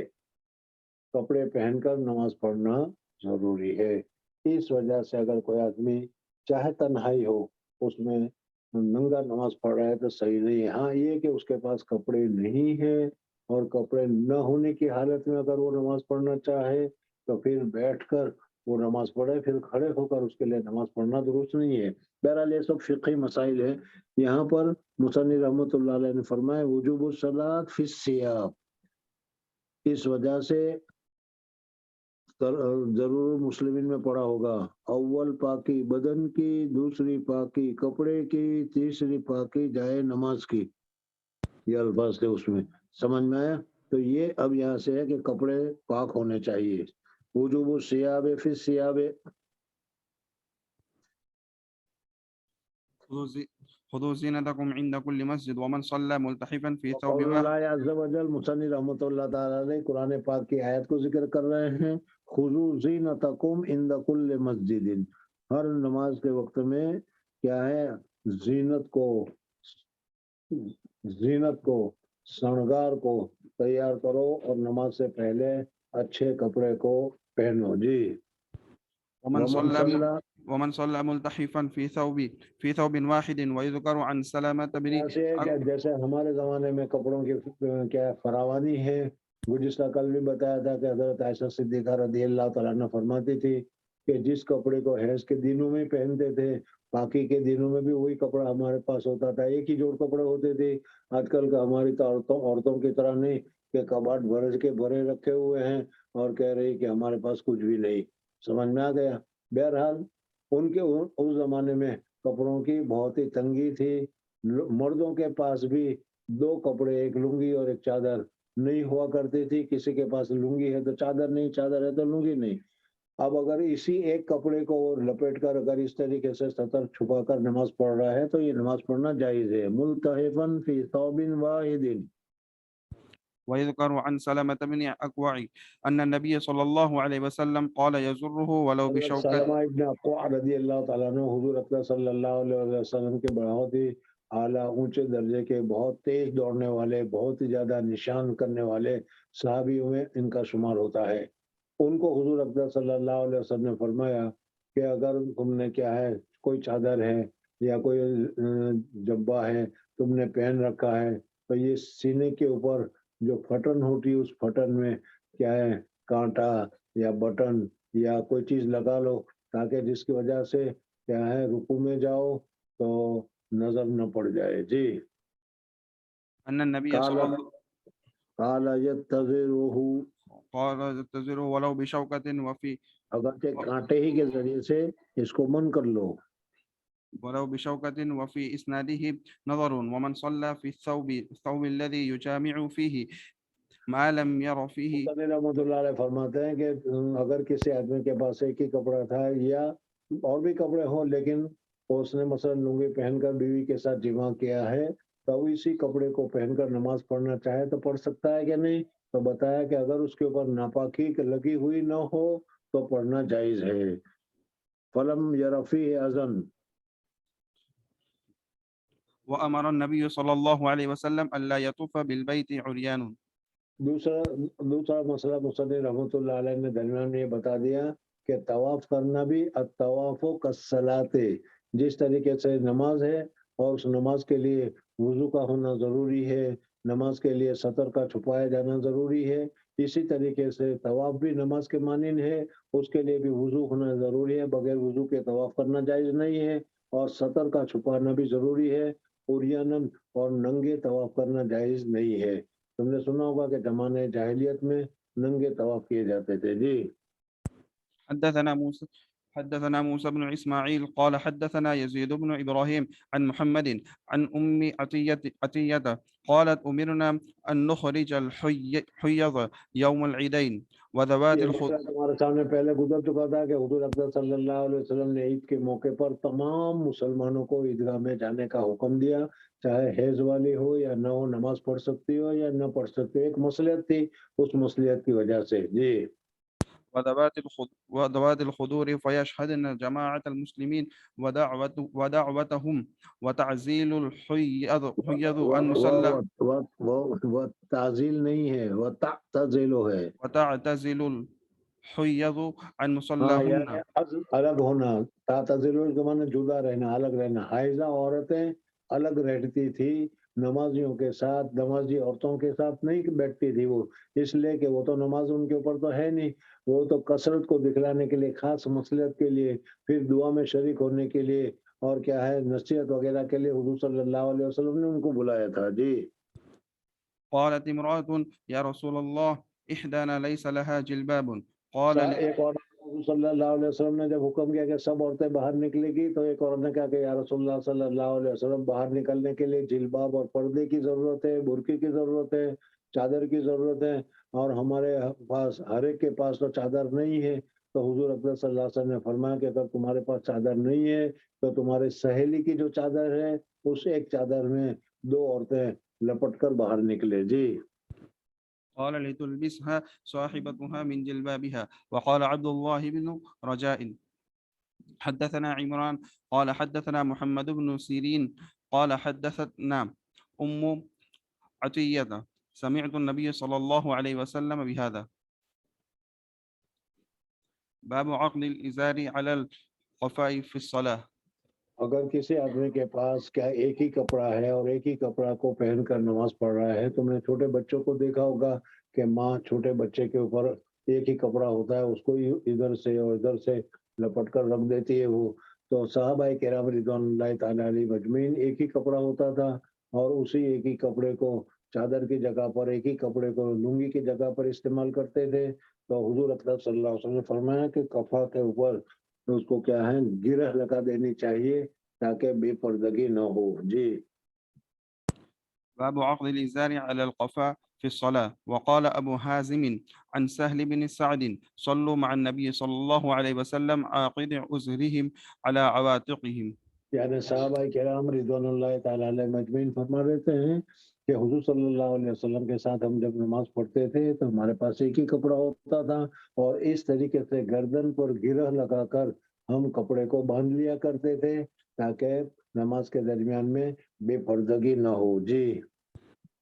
حدثنا أحمد بن يونس قال حدثنا عاصم بن محمد قال حدثني واقد بن محمد عن محمد بن المنكدر قال صلى جابر في إزار قد عقده من रिवायत में ये बताया गया है कि जाबिर इब्न अब्दुल्लाह रज़ी अल्लाह तआला अन्हु, उनके पास एक ही चादर थी, उस एक चादर को उन्होंने इस तरीके से पहना कि क्या एक कोने को लपेट कर फिर दूसरे कोनों को इस तरीके से लपेट कर यहाँ को अफा के ऊपर, गर्दन के ऊपर उन्होंने गिरह लगा दी और गिरह लगाकर नमाज पढ़ी। एक कपड़े अगर हो तो इसको इस तरीके से नमाज पढ़नी चाहिए। अक़दहु मिन क़बल कफ़ाहु, قد عقده من قبل قفاه وثيابه موضوعة على المشجب. فقال له قائل ठहर जा, मिसजब तो समझ में आ ही गया होगा। हजरत जाबिर रज़ियल्लाहु ताला अन्हु ने एक कपड़े को इस तरीके से पहनकर नमाज पढ़ी। अब ये नहीं कि हजरत जाबिर रज़ियल्लाहु ताला अन्हु के पास एक ही कपड़ा था, यानी ये बताना चाहते हैं कि अगर तुम्हारे पास मुतअद्दिद चादर हो लेकिन एक ही कपड़े के जरिए से अगर सतर छुप जाता हो और छुप कर इस तरीके से खोफा पर गर्दन के ऊपर गिरह लगाकर अगर तुम नमाज पढ़ना चाहो तो पढ़ सकते हो। ये नहीं है कि अगर तुम्हारे पास दो कपड़े हो या ज्यादा कपड़े हो तो दो कपड़े पहनकर नमाज पढ़ो, बल्कि एक कपड़े से भी तुम्हारी नमाज दुरुस्त हो जाएगी। हज़रत जाबिर रज़ियल्लाहु ताला अन्हु ने इस चीज को बतलाने के लिए उन्होंने एक कपड़ा पहना और एक कपड़े को इस तरीके से पहनकर गर्दन पर गिरह लगाकर उन्होंने नमाज पढ़ी। मिसजब के पास, उनके पास एक मिसजब था और उस मिसजब के ऊपर बहुत सारे कपड़े वगैरह भी पड़े हुए थे, लेकिन उन्होंने एक कपड़े में नमाज पढ़ी। इमाम बुखारी ये बताना चाहते हैं कि तुम्हारे पास वुसअत हो तो भी अगर एक कपड़े को पहनकर नमाज पढ़ोगे, सतर छुप जाएगा तो नमाज दुरुस्त हो जाएगी। मिसजब तुमने देखा होगा कि घरों में पानी के मटके वगैरह रखने के लिए एक क्या है एक जगह बनाई जाती है जिसकी 3 लकड़ियां होती है, और वो 3 लकड़ियां इस तरीके से होती है और उसके ऊपर फिर क्या है पानी का मटका वगैरह रखा जाता है, उसको मिसर से ताबीर किया जाता है। तो उस मिसजब पर दूसरे कपड़े रखे हुए थे, लेकिन हजरत जाबिर ने एक कपड़ा पहनकर नमाज पढ़ी। जब एक कपड़ा पहनकर नमाज पढ़ी तो पब्लिक ही है, तो किसी ने कहा कि आपके पास इतने कपड़े हैं फिर क्यों पढ़ी? کہا کہ میں تم لوگوں کو بتلانا چاہتا تھا کہ اگر زیادہ کپڑا ہو تو سب کو پہننا ضروری نہیں ہے، سطر ایک سے بھی چھپ جاتا ہے اور ایک سے بھی نماز پڑھنا ضروری ہے، اس کو بتلانے کے میں نے نماز پڑھی ہے۔ تو مزجب کہتے ہیں اس الماری کو کہ جس پر پانی وغیرہ رکھا جاتا ہے، ایک ایسی چیز کے جس کے اوپر کپڑے اور ہمارے یہاں پانی وغیرہ رکھا جاتا ہے۔ جی وقال له قائل تصلي في إزار واحد فقال وقال له قائل، کسی آدمی نے حضرت جابر رضی اللہ تعالیٰ عنہ سے کہا کہ حضرت آپ کے پاس اتنے کپڑے موجود ہیں، اس مسجد کے اوپر اتنے کپڑے موجود ہیں، تو پھر آپ نے ایسا کیوں کیا؟ کہا کہ میں اس مسئلے کو بتانا چاہتا تھا کہ کپڑے ہو اور پھر بھی ایک کپڑے کے میں نماز پڑھی جائے تو جائز اور درست ہے۔ جی فقال إنما صنعت ذلك ليراني أحمق مثلك وأينا كان له ثوبان تاکہ میں تمہارے جیسے احمق کو دکھلا دوں، عملی طور پر بتا دوں کہ یہ جائز ہے اس وجہ سے۔ جی وأينا كان ثوبان على عهد رسول الله صلى الله عليه وسلم یہ تو اب کیا ہے، زمانہ آ گیا کہ اللہ تبارک و تعالیٰ نے وسعت کر دی، راحت کر دی، لیکن حضور صلی اللہ علیہ وسلم کے زمانے میں ہمارے پاس کہاں دو دو کپڑے ہوئے کرتے تھے، ایک ہی کپڑا ہوتا تھا اور ایک کپڑا بھی پورا نہیں ہوا کرتا تھا، اسی ایک کپڑے میں ہماری زندگی گزرتی تھی۔ آج اللہ تبارک و تعالیٰ نے ہمارے پر کرم کر رکھا ہے، صحابہ کے مقابلے میں آج اللہ تبارک و تعالیٰ نے ہمارے پر جو کرم کر رکھا ہے وہ دیکھو۔ حضرت مولانا قاسم نانوتوی رحمۃ اللہ تعالیٰ علیہ کے متعلق ان کے سوانے میں لکھا ہے کہ ان کے پاس ایک ہی کرتا پاجامہ اور رومال تھا، ہر جمعہ کو وہ تالاب پر یا ندی پر پانی پر جاتے تھے، کپڑے جو پہنے ہوئے تھے اس کو دھو کر دھوپ میں ڈال دیتے تھے اور اتنی دیر تک وہ غسل کرتے تھے اور غسل کر کر فارغ ہو اتنے میں وہ کپڑے سوکھ جاتے تھے، وہی کپڑے پہن لیا کرتے تھے۔ حضرت شیخ نور اللہ مرکزو کے یہاں بھی ہم نے دیکھا کہ حضرت کے پاس ایک جوڑی ہوا کرتی تھی، کبھی دو جوڑی ہوا کرتی تھی اور اس کو جمعہ کو بدل لیا کرتے تھے۔ اور آج ایک ہمارے پاس ہے کہ شاید ہی یہ بیٹھے ہوئے ہو ان میں سے کسی غریب کے پاس 5 جوڑی سے کم تو ہوں گے نہیں، سمجھے؟ اور پھر شکایت یہ ہے کہ ہمارے پاس کچھ بھی نہیں ہے۔ جی حضور صلی اللہ علیہ وسلم کے زمانے میں ایونا کون ہے کہ جس کے پاس 2 جوڑی کپڑے ہوا کرتے تھے۔ حدثنا مطرف أبو مصعب قال حدثنا عبد الرحمن بن أبي الموالي عن محمد بن منكدر قال رأيت جابرا يصلي في ثوب واحد وقال رأيت النبي صلى الله عليه وسلم يصلي حضرت في جابر ثوب رضی اللہ تعالیٰ عنہ کو میں نے ایک کپڑے میں نماز پڑھتے ہوئے دیکھا، اور حضرت جابر فرماتے تھے کہ میں نے حضور اکرم صلی اللہ علیہ وسلم کو ایک کپڑے میں نماز پڑھتے ہوئے دیکھا۔ جی باب الصلاة في ثوب الواحد ملتحفا به وقال الزهري اگر ایک ہی کپڑا ہو تو اس پورے کپڑے کو لپیٹ کر یعنی لنگی بنا کر پہننا جائے یا اس پورے کپڑے کو بدن کے اوپر لگا کر پورے بدن کو اس ایک کپڑے سے چھپایا جائے اور نماز پڑھی جائے۔ جی وقال الزهري في حديثه الملتحف ملتحف کسے کہتے ہیں؟ اس کا ترجمہ متوشع، لپٹا ہوا، وهو المخالف بين المتوشع کی امام بخاری نے تفسیر کی کہ ایک چھیڑے کو ایک کونے کو اس طریقے سے ڈال دیا جائے اور دوسرے کونے کو اس طریقے سے ڈال دیا جائے۔ جی اس کو التحاف کہتے ہیں۔ وهو المخالف بين طرفيه على آتقيه وهو الاشتمال على منكبيه وقالت هانين التحف النبي صلى الله عليه وسلم بثوب له حضرت ام ہانی ذرا الگ الگ ہے، اس کو الگ الگ سمجھو تو پتہ چلے کہ سمجھ کر پڑھ رہے ہو، صرف عبارت پڑھنا مقصود نہیں ہے، سمجھ کر پڑھنا مقصود ہے۔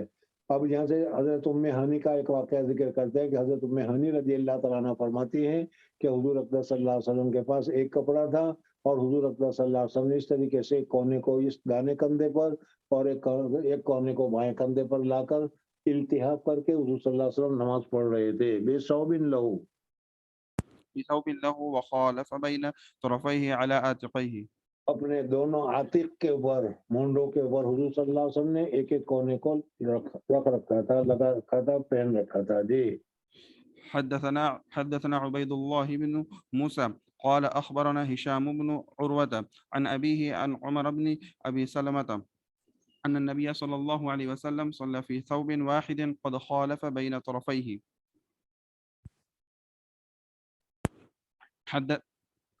حدثنا محمد بن مثنى قال حدثنا يحيى قال حدثنا هشام قال حدثني أبي عن عمر بن أبي سلمة أنه رأى النبي صلى الله عليه وسلم يصلي في ثوب واحد في بيت أم سلمة قد ألقى طرفيه على عاتقيه. حدثنا عبيد الله حدثنا عبيد الله بن إسماعيل. अल्लाह भी लिखा हुआ है, अपनी तरफ से ही बढ़ाता चला जाता है, चश्मे में दिखाई नहीं देता क्या? उबैद. حدثنا عبيد الله. देख ले जरा इसको बदलाव, लिखा है उबैदुल्लाह लिखा हुआ है, अब्दुल्ला लिखा हुआ है, कुछ है या क्या है?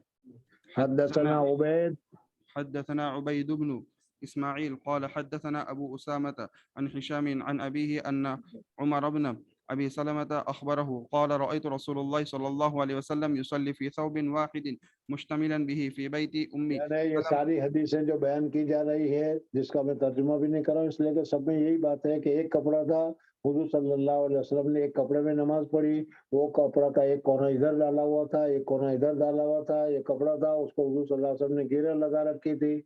ये सब सबूत में पेश कर रहा है कि हुजूर सल्लल्लाहु अलैहि वसल्लम ने एक कपड़े में नमाज पढ़ी है. जी. أم سلمة واضعا طرفيه على عاتقيه. حدثنا إسماعيل بن أبي أويس قال حدثني مالك بن أنس عن أبي النضر مولى عمر بن عبيد الله عن أن أبا مرة مولى أم هانئ بنت أبي طالب أخبره أنه سمع أم هانئ جو क्या है, इब्न अबी तालिब थे, यानी हजरत अबू तालिब के बेटी थी, उनका हालत बयान कर रहे हैं कि تقول ذهبت إلى رسول الله صلى الله عليه وسلم عام الفتح فوجدته يغتسل وفاطمة सल्लल्लाहु अलैहि वसल्लम फतेह मक्का के मौके पर मक्का मुकर्रमा तशरीफ लाए. हुजूर अकबर सल्लल्लाहु अलैहि वसल्लम ने गुस्ल किया और गुस्ल करने के बाद हुजूर अकबर सल्लल्लाहु अलैहि वसल्लम ने नमाज पढ़ी, वो एक कपड़े में पढ़ी. जी. قالت فسلمت عليه فقال من هذه فقلت أنا أم هانئ بنت أبي طالب فقال مرحبا بأم هانئ. فلما فرغ من غسله قال فصلى 8 ركعات ملتحفا في ثوب واحد. فلما انصرف قلت يا رسول الله زعم हजरत उम्मे हानी हुजूर सल्लल्लाहु अलैहि वसल्लम के पास क्यों आई थी, उसको बता रहे हैं कि उन्होंने आकर कहा कि हजरत अली रज़ी अल्लाह तआला अन्हु मेरे भाई हैं, लेकिन क्या है वो जिसको मैं अमन देना चाहती हूँ उसको मारने के लिए कह रहे हैं. तो हुजूर अकबर सल्लल्लाहु अलैहि वसल्लम ने फरमाया कि तू जिसको अमन देगी हमारी तरफ से भी उसको अमन होगा, कोई उसको मार नहीं सकता. जी. زعم ابن أمي أنه قاتل رجلا قد أجرته فلان بن حبيرة. فقال رسول الله صلى الله عليه وسلم قد أجرنا من أجرت يا أم هانئ. قالت أم هانئ وذاك ضحى. ने कहा कि ये इस वक्त का वाक़या है जब दुहा का वक्त था, यानी हुजूर अकबर सल्लल्लाहु अलैहि वसल्लम ने चाश की नमाज पढ़ी है, इस हदीस से मालूम हुआ. बहरहाल हुजूर अकबर सल्लल्लाहु अलैहि वसल्लम ने चाश की नमाज पढ़ी है, ये इस हदीस से मालूम हुआ, और हम लोगों को भी चाश की नमाज पढ़नी चाहिए. समझ में आ गया. हुजूर अकबर सल्लल्लाहु अलैहि वसल्लम पाबंदी के साथ इसलिए नहीं पढ़ सकते थे कि कहीं उम्मत के ऊपर फर्ज न हो जाए, लेकिन हुजूर अकबर सल्लल्लाहु अलैहि वसल्लम ने पढ़ी है और पढ़ने की फजीलत बयान की है, इस वजह से हमें चाश की नमाज पढ़नी चाहिए. जी. حدثنا عبد الله بن يوسف قال أخبرنا مالك عن ابن شهاب عن سعيد بن مسيب عن أبي هريرة رضي الله تعالى عنه أن سائلا سأل رسول الله صلى الله عليه وسلم عن الصلاة في ثوب واحد فقال رسول الله صلى الله عليه وسلم सल्लल्लाहु अलैहि वसल्लम के पास एक सहाबी आया, उसने कहा कि या रसूलल्लाह ये कपड़े में नमाज पढ़ने से नमाज हो जाती है. हुजूर अकबर सल्लल्लाहु अलैहि वसल्लम ने फरमाया अवा लिकुल्लि मुसौबान है, क्या तुम लोगों में हर एक के पास दो दो कपड़े हैं? नहीं है तो एक कपड़े में पढ़ना पड़ेगा, पढ़ो नमाज हो जाएगी, इसमें पूछने की क्या बात है. जी. باب إذا صلى في ثوب الواحد فليجعل على عاتقيه. अगर एक ही कपड़े में नमाज पढ़ रहे हो तो आतिक पर कंधों के ऊपर भी उस कपड़े को डाल देना चाहिए, कंधों को भी छुपा लेना चाहिए। सिर्फ लुंगी की तरह बांधकर पढ़ लो तो ये काफी नहीं है जी। حدثنا أبو عاصم عن مالك عن أبي الزناد عن عبد الرحمن الأعرج عن أبي هريرة رضي الله تعالى عنه قال قال رسول الله صلى الله عليه وسلم لا يصلي أحدكم في ثوب واحد ليس على عاتقيه شيء. حدثنا أبو نعيم قال حدثنا شيبان عن يحيى بن أبي كثير عن إكرمة قال سمعته أو كنت سألته قال سمعت أبا هريرة قال سمعته أو قال سمعت أو قال كنت سألته، یہ کہا میں نے سوال کیا تھا. قال سمعته أو قال كنت سألته قال سمعت أبا هريرة رضي الله تعالى عنه يقول أشهد أني سمعت رسول الله صلى الله عليه وسلم يقول من صلى في ثوب واحد فليخالف بين طرفيه. اب اگر کپڑے میں وسعت ہو تو اس طریقے سے پورے بدن کا لپیٹ کر پڑے، لیکن اگر کپڑا تنگ ہو تو صرف لنگی کی طرح باندھ کر سطر کی جگہ چھپا کر نماز پڑھے. چل بس کر دو. اس وقت دیوسبری میں ایک مولانا صاحب کا انتقال ہو گیا ہے. مولانا یعقوب قاوی ان کا نام تھا. ڈبل میں وہ مدرس تھے. جب میں پڑھتا تھا تو اس وقت وہ عربی دوم اور کمز الدقائق پڑھایا کرتے تھے. پھر یہاں کر بھی انہوں نے بہت کام کیا، تبلیغ کا کام بہت کیا، اور اس کے علاوہ مسئلے مسائل میں بھی ہمارے ساتھ بھی بہت اچھا تعلق تھا. اس کے کل شام کو 7 بجے انتقال ہو گیا ہے. ابھی 2:30 بجے جنازے کی نماز ہے. آپ لوگوں سے بھی دعا کی درخواست ہے اور ہمارے لیے بھی دعا کیجیے گا. السلام علیکم ورحمۃ اللہ وبرکاتہ. وعلیکم السلام ورحمۃ اللہ وبرکاتہ. خاص دعا میں آج السلام علیکم.